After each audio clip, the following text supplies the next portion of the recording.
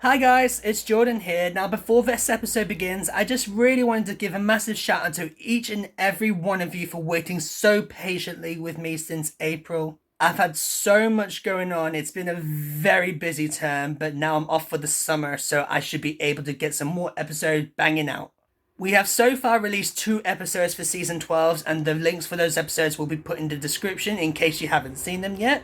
So I've decided that the next 3 episodes are going to be based on a play that I have studied in university, and I've fallen in love with this play. It is called A Doll's House. So for those of you who don't know, A Doll's House was written in 1879 by Norwegian playwright Henrik Ibsen. So the play is about Nora Helmer, a woman whose seemingly perfect life with her husband Torvald is built on a foundation with secrets and social expectations.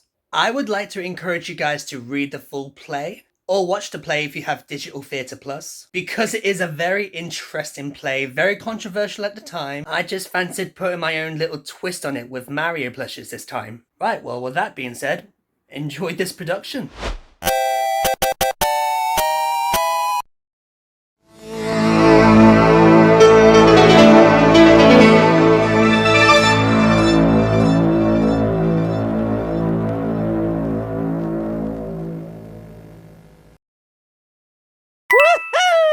Yeah! Let's do it!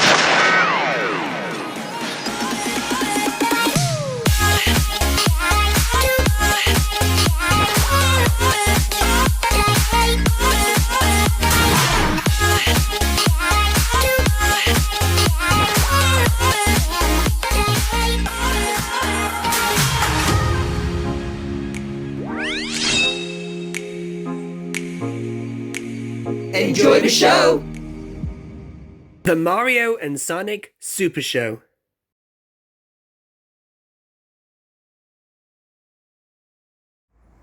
Hide the Christmas tree properly, Helene.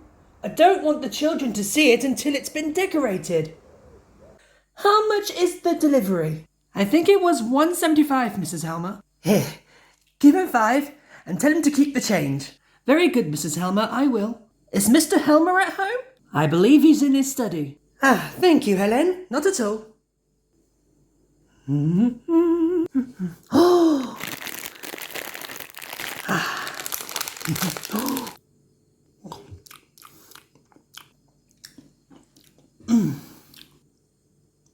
Is that a little swallow out there? It might be. Can I hear a chaffinch fluttering around my house? You might be able to. When did you get home? Just a second. Torvald, come and see what I brought.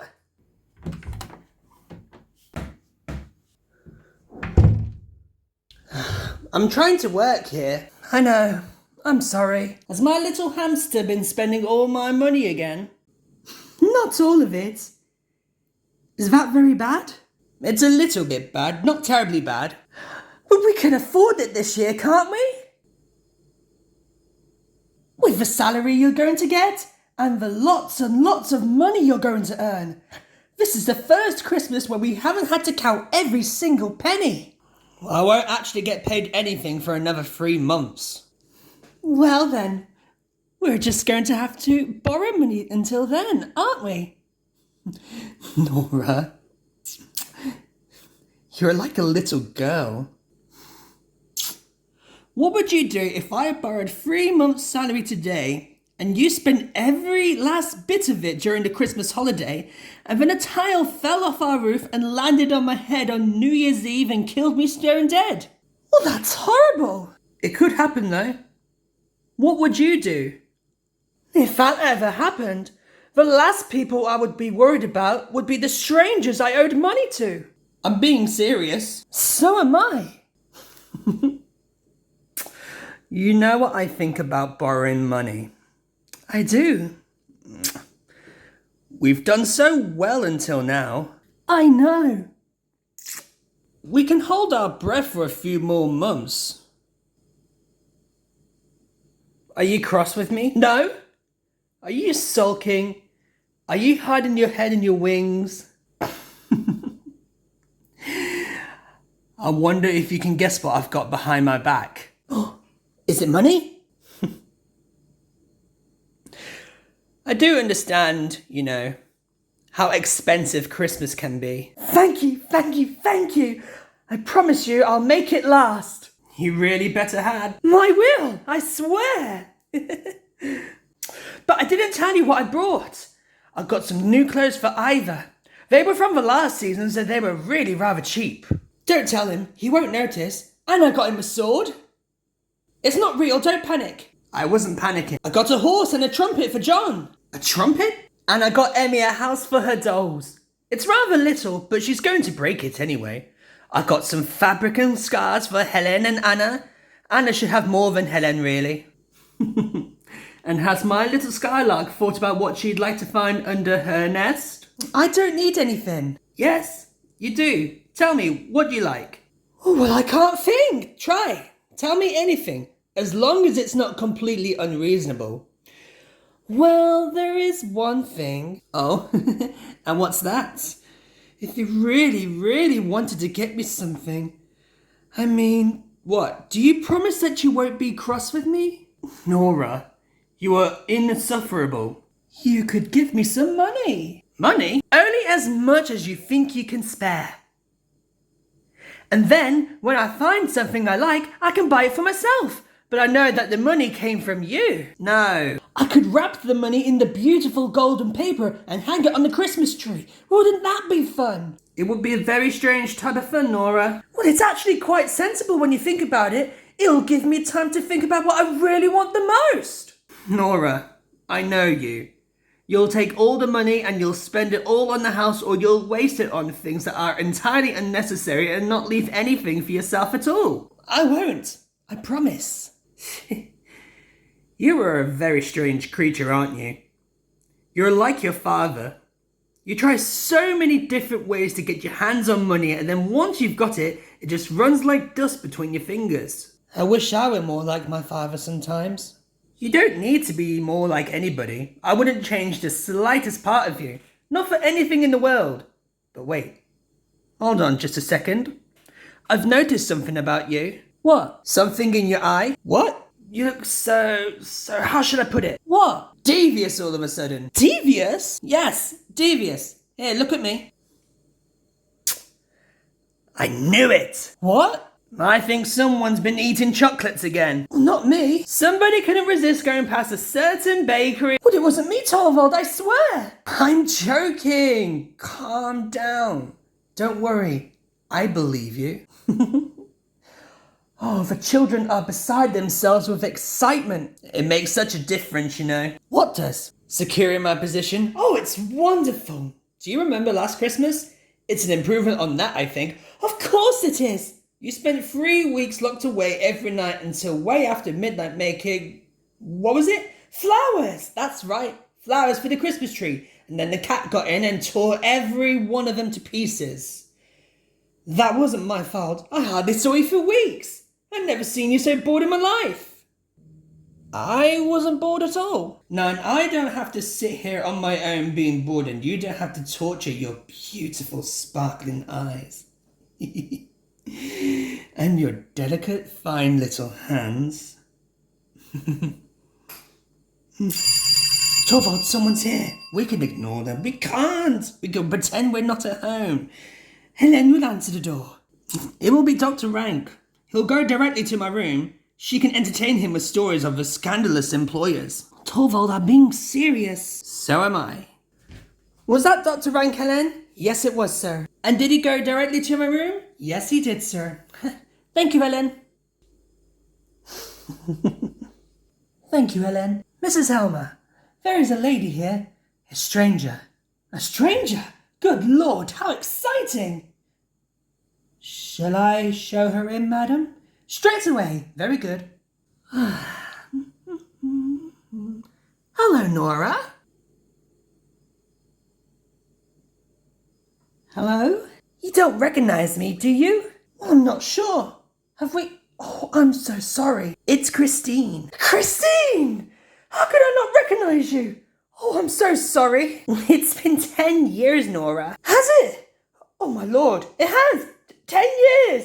Have you come all this way in this weather? I arrived at the steamer this morning. Steamer? At Christmas time? Good God, you're brave. How lovely. Here, take your coat off. You're freezing. Sit here. Oh, look at you. How could I not recognize you? Look at your skin. You've lost weight. It must be that. I've got old. We've both gotten a bit older, Kristine. Not much older, we haven't. Listen to me chattering away. I'm so sorry. What for? Kristine, I heard about your husband. Did you? I feel so ashamed. Why? I was meant to write to you. I honestly did. I kept putting it off. Something always got in the way. That's all right. And then it just felt too late. Nora, please don't. I understand. It was horrible of me. It wasn't. You went through so much. It was 3 years ago. You didn't have any children? No. Is it true that he didn't leave you anything? Not even grief or a sense of loss to nurture. It happens sometimes. It must be so hard for you. I've got 3 children. They're out with a nanny. Kristine, please tell me everything. Tell me everything about yourself. Tell me what's happened to you. Tell me. I promise you today, I'll only pay attention to you and not talk about myself at all, apart from telling you one thing. What's that? Did you hear? Hear what? Torvald has been made the manager of the savings bank. Torvald? My husband. Nora? I know. He's been working as a lawyer for all the time that I've known him, but the law is so unstable as a career path, especially if you commit to only taking cases that you really truly believe in. And Torvald never wanted to do anything else. He starts in the bank in the new year. He gets such an increase with his salary. It's going to change everything for us. We can live exactly as we always wanted to. You have no idea how relieved I feel. You have no idea how much money he's going to make. Nora, you haven't changed at all, have you? What do you mean? I remember in school you were just so excited by the idea of spending money. Torvald says I am. But it's not always been easy, Kristine. We've had a few difficult years, but we had to work so hard. Really? Yes, both of us. I took in needlework. I did all kinds of things. Straight after we married, Torvald started working for himself. He had to. He took on so much work, Kristine, you wouldn't believe. He worked from the start of the morning into the middle of the night. He worked far too hard, if the truth were told. He worked so hard it got to a point where he became quite ill. He had to go to a doctor. They told us that he should rest. They told us to head down south. We went to Italy. To Italy? Yes! We spent a whole year there. It wasn't easy, Kristine. It was just after Ivar was born. He was so little to travel, but we had no choice. It was the most wonderful time. I honestly believe that it saved Torvald's life. It did cost an awful lot of money. I can imagine. 9,500. Are you very shocked? Not shocked. It's just lucky you were able to. We got the money from my father. I see. It was awful because he was ill too. At the same time. He was dying, Kristine. Can you imagine how it felt not to be able to spend time with him and not to be able to go and nurse him? You were so fond of him. I was there. It was just before Ivar was born. I couldn't travel anywhere. And Torvald was ill. My father. I never saw him again. It was the hardest thing that's ever happened to me. We left a month later. Torvald came back cured. Nora, wasn't the gentleman on the stairs? The gentleman? As I arrived. A gentleman passed me on the stairs. Oh, that's Dr. Rank. Well, he's not a doctor. Well, he is. But he's not coming here as a doctor. He's our closest friend. He comes to see us every day. Torvald hasn't had a single day's illness since we got back from Italy. And the children are well and healthy and happy, and so am I. Oh, but this is terrible. I'm being awful. I'm talking on and on about myself. Oh, don't be cross with me. I'm not. Kristine, is it really true that you didn't love your husband? That is true, yes. Why did you marry him then? Well, my mother was ill. She couldn't leave the house. She couldn't get out of bed. She couldn't do anything. I had to look after my 2 little brothers. He asked me. I didn't think it was fair to anybody to say no. Was he very rich? I think he was, yes. But when he died, his business completely collapsed. There was nothing left of it at all. Well, what did you do? I did everything I could think of. I got a job managing a shop for a while. I got a job at a school. All I've done for the past 3 years is work. And then a short while ago, when my mother died, and my brothers had positions of their own, they don't need me anymore. You must be so relieved. I feel empty. It's like I have no one to live for anymore.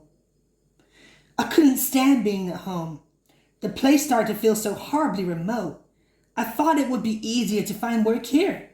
I need work that will challenge me. I need something that can make me think. Oh, Kristine. Are you sure? You look so tired. You'd be so much better taking some rest. You'd be so much better headed down to the south. Well, I don't have a father who can pay for me to do that. Please don't be angry with me. No, I'm sorry. Please don't you be angry with me. That's the worst thing about having nothing to do. When you've nobody to work for and you spend all your time thinking about yourself, your mind turns bitter. You won't believe this, but when you've told me about your husband's new position, I was beside myself with happiness. Not because of what it meant for you, but because of what it might mean for me. What, do you think he might be able to help you? He will. Just leave it to me. I know exactly how to get my own way with him. I'll place the idea in his mind. Nora, don't thank me. I so want to help you. You have no idea how difficult my life has been, don't I? You're still so much of a child. Is that what you think? Everybody says that about me. They've no idea. and if I told you some of the things that I had to do with my life, I'm not talking about your needlework. People shouldn't underestimate me, Kristine. You shouldn't underestimate me. I don't underestimate anybody. You must be very proud that you worked so hard for your mother. I am. You must be very proud of everything you did for your brothers. I don't think there's anything wrong with that. Well, if you knew what I had to be proud of, then you wouldn't think I was so much of a child. What are you talking about? Shh! Keep your voice down. If Torvald heard, he must never know, Kristine. Nobody must ever know. Know what? It was me. What was you? I saved Torvald's life. What do you mean you saved his life? If Torvald hadn't gone to Italy, he would have never survived. You said that. My father didn't give us a penny. I found all the money on my own. Nobody knows. Everybody thinks it was my father. It wasn't. It was me. How could you possibly do that? Did you win the lottery? The lottery? Where's the skill in winning the lottery? Well, where did you get that 10,000? You couldn't borrow it? Why not? Not without your husband's consent? Couldn't I? All you need is a little business sense. All you need is to be a bit clever. A bit clever? Maybe I didn't borrow it. There are other ways to find money, Kristine. Maybe I was given it by one of my admirers. When a woman is attractive as I am, Kristine, you'll find that they have themselves rather a lot of "you're mad." You really want to know, don't you? Nora, have you done something foolish? Is it foolish to save your husband's life, Kristine? He wasn't allowed to know anything. He wasn't even allowed to know just how ill he really was. The doctor spoke to me, not him. They told me his life was in danger. They told me that the only thing that would save him was a trip away from the darkness and the cold here and down to the south. I had to discover a way of persuading him to leave without ever knowing how ill he was. I told him how jealous I was of all the other wives who travelled aboard with their husbands. It was his job to look after me. I cried. I begged. He had to indulge me. I suggested he borrow some money. He got so angry. He told me that his only real duty as a husband was to not give in to my little whims and moods, but I needed to save him. I needed to find another way. Did your father ever? He died before he even knew. And you never admitted anything to Torvald? How could I? He would be embarrassed. He would be humiliated. Will you ever tell him, you think? Oh, maybe one day. When I'm old and tired and haggard. When I'm not quite as beautiful as I am now. I'm being serious. When he stopped enjoying watching me dance for him and dressing for him.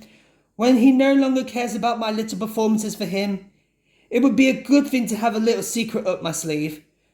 Oh, what am I talking about? That'll never happen. Well, what do you think? Do you think I'm still a helpless little child? I don't know what to think. It's not been easy, I have to admit. There's something in the business world called... Oh, you got more visitors. I should leave. No, please stay. I'm not expecting anybody. It'll be somebody for Torvald. I'm so sorry, madam. A gentleman is here who wants to talk to Mr. Helmer, but I didn't know what to do because Dr. Rank is in there still.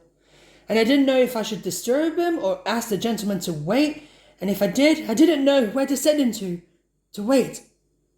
Who is he, Helene? It's just me, Mrs. Helmer. Well, what do you want to talk to my husband about? Oh, just the bank business. I have a small position in the savings bank, and now that your husband is to be our manager... Are you lying to me? No, I'm not. Why would I lie about something like that? Well, can you please wait outside the door to the study? You can wait in the hallway. He won't be long, I'm sure. Nora? Who is that man? Oh, he's a lawyer. What's his name? Mr. Krogstad. I thought it was him. I knew him a few years ago.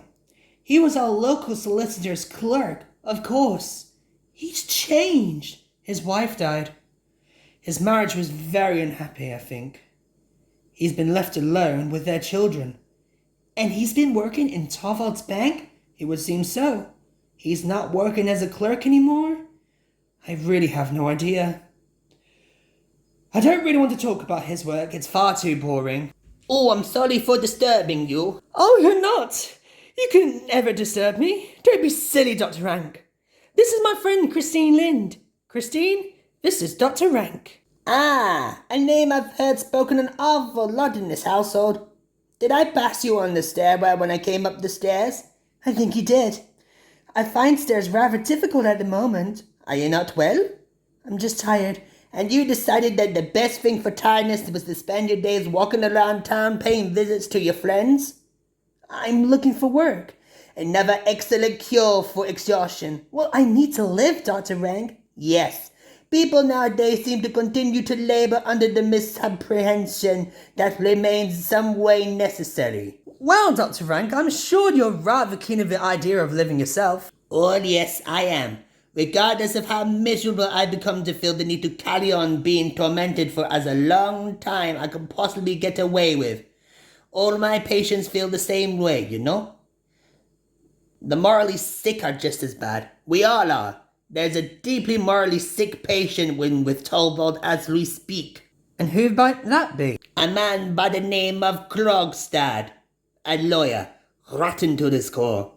But even he began his meeting with a lengthy diatribe on the enormous importance of his continued existence. Well, what did he want to talk to Torvald about? I have absolutely no idea. He was wittering on about the savings bank. He appears to have what he described as a position down there. I don't know, Mrs. Linde, if they had people like Krogstad where he come from, it is so morally they are decaying. Yet they spend their days rushing around breathlessly sniffing out decayed others. They get into their teeth into this decay, and they never let go. The morally healthy, like the physically healthy, are somewhat ignored. Surely it's not a bad thing to take care of the physically sick, Dr. Rank? Of course it's not. I'm just left with the sense sometimes that our entire society is turning into something of a hospital. Don't laugh, I'm being serious. I'm sure. I was laughing about something completely different.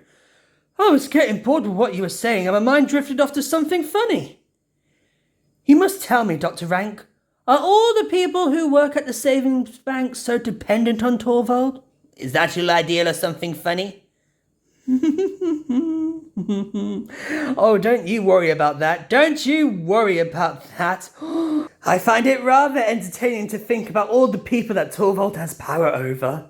Dr. Rank, would you like a chocolate? Chocolates? My goodness, I thought chocolates were banned in this house. Kristine brought them for me. She didn't realise. I what? Don't panic, I won't tell Torvald. He's banned me from having chocolates. Can you believe it? He says it's because he's terrified they rot my teeth. I think he's far more worried about my figure. But it doesn't matter. Just this once, Dr. Rank. And one for me. Sometimes I have the most terrible urges. Urges? There's something, for example, that I have the most terrible urge to say right in front of Torvald. And why can't you? Because it's far too ugly. Ugly? Well, if it's ugly, you're probably wise to avoid saying it in front of Torvald. He has a delicate sensibility at the best of times. But you can say it in front of us. Can't you, Mrs. Linde? I have a terrible urge to go right up to him and whisper to his ear, "Bloody hell! The woman has gone quite mad. Nora!" Quick, he's coming. I can hear him. I think you should say it, don't you, Mrs. Linde? Shh! What's going on in here? Nothing. Nothing at all. You're all looking incredibly guilty. It was nothing, I assure you. Did you manage to get rid of your visitor? Oh, yes. He's gone now. Torvald, I forgot. You've not met. This is my dear friend Kristine Linde. She arrived in town this morning. Mrs. Linde, I'm so sorry. It's terribly rude of me. I'm not entirely sure. I'm a childhood friend of your wife's. We've known each other since we were quite small. Torvald, she has made the most remarkable journey here, all to speak to you. To me? Well, that's not entirely... Kristine, you see, is a brilliant office worker. She has a great need to come under the direction of a deeply clever man and learn even more than she already knows. How very sensible. And then she heard that you became the manager of a bank. The news made it all the way home. Torvald, could you imagine? And as soon as she heard, she came here as quickly as she could. Please, Torvald, do you think you can find something for Kristine? She is so very dear to me. Are you not married, Mrs. Linde? I am widowed. And you have a certain amount of experience in office work? A great deal of experience. Well, you've arrived at a rather opportune moment, Mrs. Linde. Let me look into it. Thank you. You don't need to thank me, Mrs. Linde. You do, however, need to excuse me. Wait, Torvald, I'll come with you. Oh, Torvald, please don't stay out for too long. An hour, Nora. No more, I promise you. Kristine, not you as well. My dear Nora. I'm afraid I need to start looking for somewhere to live. Perhaps we should walk some of the way together, Mrs. Linde. Thanks. I'd like that. I'll wait for you in the hall.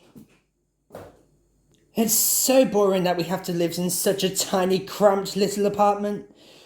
I wish you could stay with us here. Nora, really, it just wouldn't be possible. What are you thinking? I know. Oh, I'm sorry. It's just been so good to see you. And it's been lovely to see you too. Thank you, Nora, for everything you've done for me. You must come back this evening. This evening? I insist. And you? Dr. Rank, are you coming as well? I dare say I'll drag myself here. Well, only if you're not too terribly ill. I'll wrap up warm. I'm sure I'll be able to bear it. Do.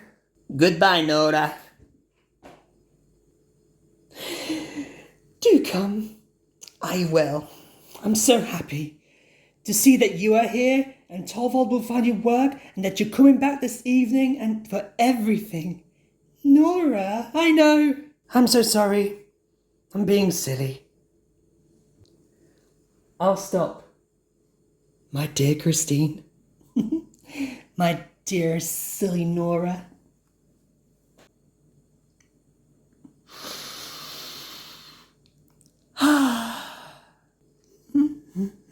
I am so sorry, Mrs. Helmer. Do forgive me for intruding. Well, my husband's not home, Mr. Krogstad. No, I know that. Then what are you doing here? I wanted to talk to you. Anna, could you go and play hide and seek with the boys? Mr. Krogstad here needs to talk to me about a matter concerning his work. I see. Is everything all right? Perfectly, Anna, thank you. It's not the first of the month for another week. No, it's Christmas Eve. Imagine. I can't possibly. You don't need to. I've not come here for that. I was outside the bakery on the corner just now. I saw your husband head into town. Yes? With a lady. Who was she? Was that any of your business? Was it Kristine Linde? When did she get here? Is she a friend of yours? I don't see what any... I knew her once. I heard.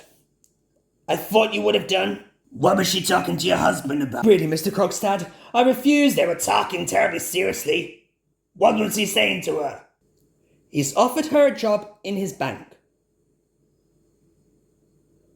Was that your doing? If my husband knew one of his employees was talking to me in that tone of voice... Was that your doing, Mrs. Helmer?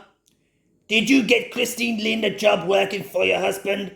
Is that so very surprising? No, not at all. Not in any way, Mrs. Helmer. You need to use your influence for my benefit now. You found Kristine Linde her job? Now you need to make sure I keep mine. What do you mean, keep your job? Who's taking? Don't you play the innocent with me. Do you think I don't know what you are planning? How very convenient of me to get out of her way, and out of your way, and out of his way, and have a nice little position for your dear old school friend at the same time. I assure you, Mr. Krogstad... She's taking my job. She's inheriting my position. You need to stop that from happening, and you need to stop it now. I don't have the slightest idea. You need to persuade your husband to allow me to keep my position and to prevent Kristine Linde from working at that bank. You have your ways. Think of something. I've known Torvald since he was a student. He'd do anything for the attention of a lady. If you say one more word about my husband, I will show you the door. Look at you. You think you're brave? I'm not afraid of you. Mrs. Helmer, I will do anything I can to keep my job. I will stop at nothing. I made a mistake once too, you know. When I was younger. You probably heard about it. Did you? It never went to court. But it changed everything.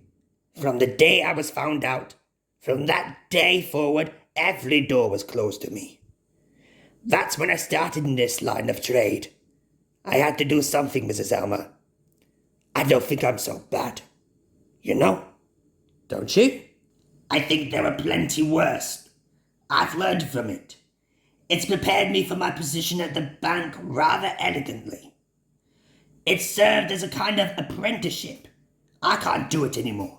My sons are growing up. I need to get my respectability back. For their sakes, not for mine. My job at the bank was the first step in that direction. If your husband gets his way, I'll end up back in the gutter. Well, Mr. Krogstad, there's nothing I can do. I don't believe you. You just don't want to. It doesn't matter. I can force you. You wouldn't tell him that I owed you money. Wouldn't I? You wouldn't dare. It would be so humiliating. Humiliation? Is that what worries you? Well, tell him then. Show yourself the man you are. See what my husband makes of you then. Are you just really worried about the humiliation? He'll pay for what you're owed, and that will be the end of you in the bank and in this town. Mrs. Helmer, have you any idea what you have done? Oh, what in heaven's name are you talking about right now? When your husband was, shall we say, ill? When your husband was a little bit ill, you borrowed nearly 10,000 from me. I didn't know anybody else. I got you the money on certain conditions. Maybe your husband was so tired and poorly that you didn't really pay a great deal of attention to what those conditions were. You wrote me an IOU. Do you remember? Of course, I remember. Good. And in this IOU, this contract of debt, there were lines of guarantee that were signed by your father. Do you remember those as well? Jolly good. And the date was left blank near the signature of guarantee for your father to complete. Do you remember that too? I gave you the IOU. You were to post it to your father. You did that straight away. 6 days later, You came back with the contract, signed, and the guarantee signed, and the dated, and the amount was paid for you. And I kept up with every last payment, Mr. Krogstad. It must have been a very hard time for you, Mrs. Helmer. Your father was very ill, was he not? Answer me! Your father was very ill, was he not? He died shortly afterwards. Yes. Tell me, Mrs. Helmer, do you remember the date of your father's death? The 29th of September. See? I knew that. I checked it. And that's why I have this little problem. I can't for the life of me explain it. Because if you look, can you see? Your father signed his signature on the contract 3 days after he died. He died, you said, on the 29th of September. He signed the contract on the 2nd of October. Now how the devil did he manage that? And if you look here, have a look. The handwriting for the words 2nd of October. Do you recognize that handwriting, Mrs. Helmer? Because I do. So, he signed it. He forgot to date it. He died. You dated it. Not a big problem. It can happen. Perfectly common as a matter of fact, as long as he signed for it himself. That's all that really matters. And, well, that is his signature, isn't it, Mrs. Helmer? Isn't it, Mrs. Helmer? Mrs. Helmer, that is your father's signature, isn't it? No, it's not. I signed it in his name. What are you going to do about it? You'll get your money. I'll get the contract back. I don't see that you can possibly do anything else about it. I don't see what possible hold you imagine you have over me. Mrs. Helmer, do you realize what you've just said? What are you talking about? Can I just ask you, why didn't you send the contract to your father? It was impossible. He was too ill. He would have wanted to know why I needed the money. I couldn't have told him that my husband's life was in danger. You would have been better off giving up on your little trip to Italy. Did it not come across your mind that you were committing an act of fraud against me? No, Mr. Krogstad. It didn't cross my mind at all. After the way you've treated me when I first asked you for a loan, I frankly didn't think about you for a second more than that was absolutely necessary. What you did is less no crime than a crime that ruined me completely. Are you aware of that? I was saving my husband's life. The law is not interested in motives, Mrs. Helmer. Well, the law is an abomination. Abomination or not, it is a law that will judge you for when I present this contract to the court. Is it against the law for a daughter to spare her dying father from anxiety and fear? Is it against the law for a wife to save her husband's life? I doubt that very much, Mr. Krogstad. If you don't understand the difference between what I did for my husband and what you did with your wife, well then, you must be a very bad lawyer indeed. That may be so, but I am a very good businessman, Mrs. Helmer. And let me assure you, you could do whatever you'd like. But if I'm thrown into the gutter for a second time, then I will bring you down there with me. Have a very good day, and may I take this opportunity to wish you a very happy Christmas to you and your family.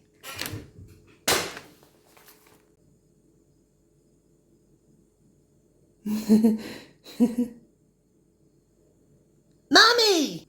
Anna found Ivar really quickly, but she looked and she couldn't find me. And in the end, I got so bored, so I had to come out and tell her where I was hiding. She was pretending. Don't you know when somebody's pretending? She wasn't.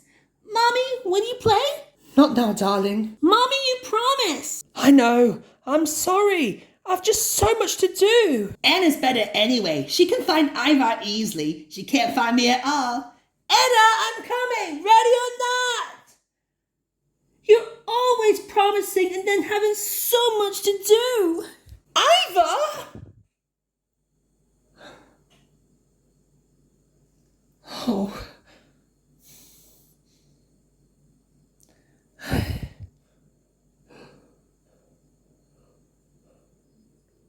Helen? Yes, ma'am. Could you bring a tree in here? In here? Yes, please, Helen. In here. Very good. No, no, no, no, no.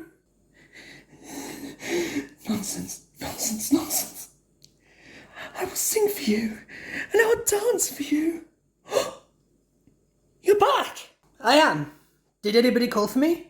No, not that I'm aware of. How strange. I saw Krogstad coming out into the street. Oh, Krogstad? Yes, that's true. He was here for a moment. Look at you. What about me? It's written all over your face. What is? He came here to ask you to put a good word in for him, didn't he? And you had to pretend that it was all your idea, didn't you? He even asked you to pretend he hadn't spoken to you at all, didn't he? Yes, he did, but how could you agree to something like that with a man like him? Torvald, and then lie to me. Lie? You told me nobody had been here. I'm sorry. Your little face. My little bluebird is never going to do that to me again. Is that clear? My little bluebird is going to try her very hardest to keep her little nose clean and fly ever so high in the sky and sing only sweet, pure little notes from now on. Isn't she? Torvald? Yes? I can't wait for the party. Fancy dress! And I can't wait to see what you're going to surprise me with. I can't think of anything. No? I can't think of anything that's going to work anyway. Everything I think of is silly and boring. Is that right? Are you really terribly busy, Torvald? Are you trying to distract me? No? What work have you got to do? Bank work. Already? I need to prepare the staffing changes for the new year. I want it to be finished before I take up my office. Was that why Mr. Krogstad needed to talk to you? If you weren't so busy, I might have asked you to do something for me, Torvald. Might you indeed? You know how I want to look good for you at the party? Yes. I wondered if you wanted to help me choose my costume. Well, I might be able to come up with one or two ideas. I'm sure you could.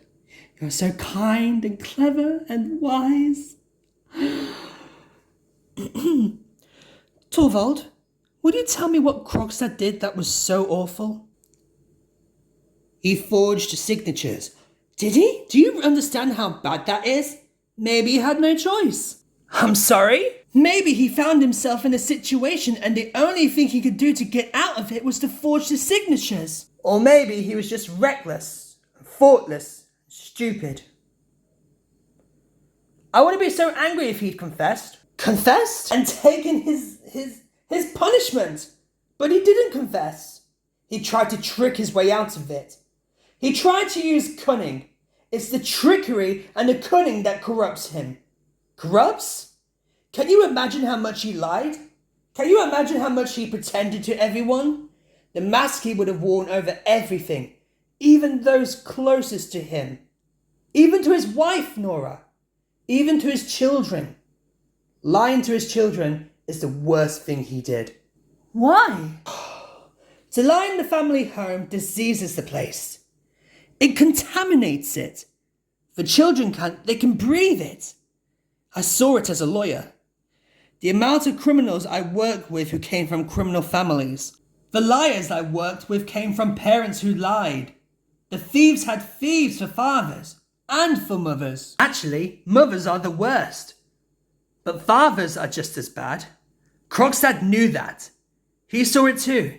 And yet he went home and lied in front of his own children, knowing all the time that he was contaminating them and what effect it would have for the rest of their lives. I'm sorry. It exercises me.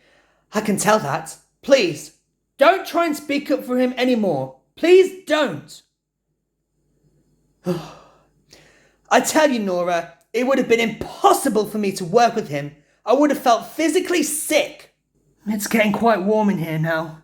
Is it me or is it a bit too warm? Torvald, I've got so much to do. I've not nearly finished the tree yet, my goodness.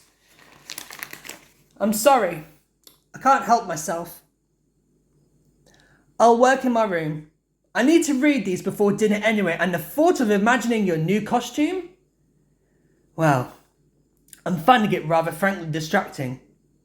And I might also have to find a time to sneak out when no little soft eyes are peeking and something wrapped in a golden little envelope high up in the tree where only my little skylight can find it. The things you do for me.